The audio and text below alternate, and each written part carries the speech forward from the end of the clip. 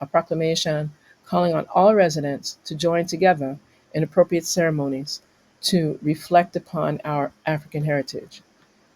C, the governor shall appoint a committee each year to coordinate with the African Appraisal Workshop. I'll put an asterisk to that one because there's a different formation in 2025, and other interested community groups, and develop appropriate plans, programs, and ceremonies for the celebration of African Heritage Week in the Virgin Islands. The D, this is the part I want to highlight. The legislature on African Liberation Day, remember that's May 25th, shall hold appropriate ceremonies on the grounds of the Capitol building, Charlotte Amalie St. Thomas. Such ceremonies shall include the raising of the African Liberation Flag. These aren't my words. This is in the code. And I think it's really important for persons to recognize. So when we're talking about African liberation, we can talk about the celebratory part, we know about how we're going to dress, and we talk about all the music and the dance, and it's fabulous. It's important to know the history. It's important to know, since everyone likes to talk about law and what's policy and what's in place, and this still exists in our Virgin Islands Code. And I think it's important to know some of the legacy builders that were instrumental to this.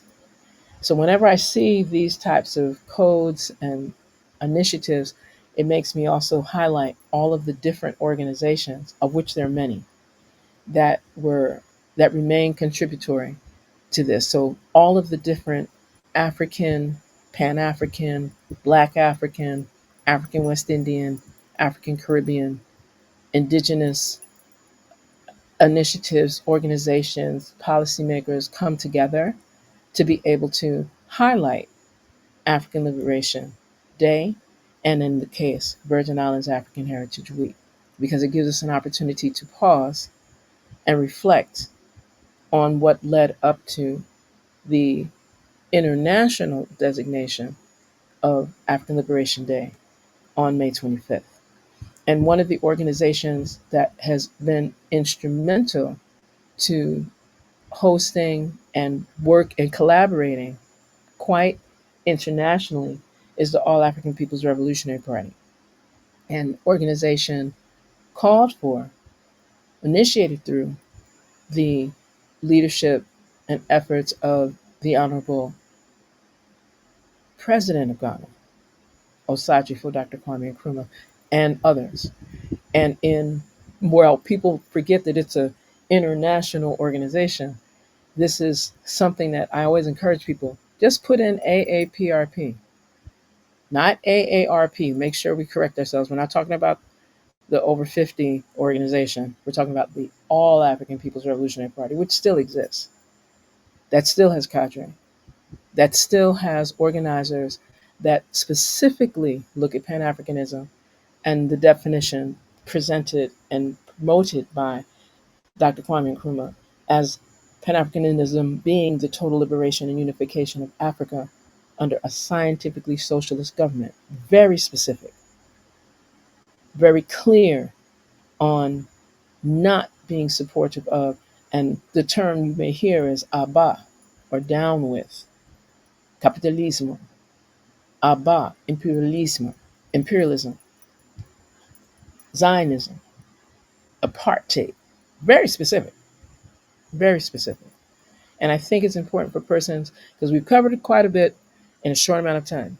But I didn't mean to go that fast, but I got excited. It's been a lot going on in the region.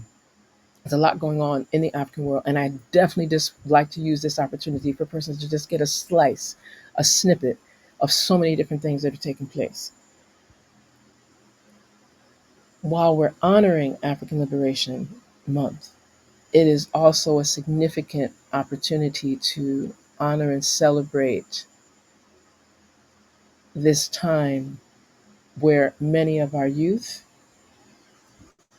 and the not so young, from elementary to secondary to tertiary, university, college, and even post secondary, are engaged in promotional exercises, graduations, earning diplomas, commencement exercises, acquiring from associates to baccalaureate to master's to PhD, MD, LLM, JD, SJD, and a bazillion other degrees. I'm sure there's more letters than I've shared here. And we want to send a resounding congratulations to all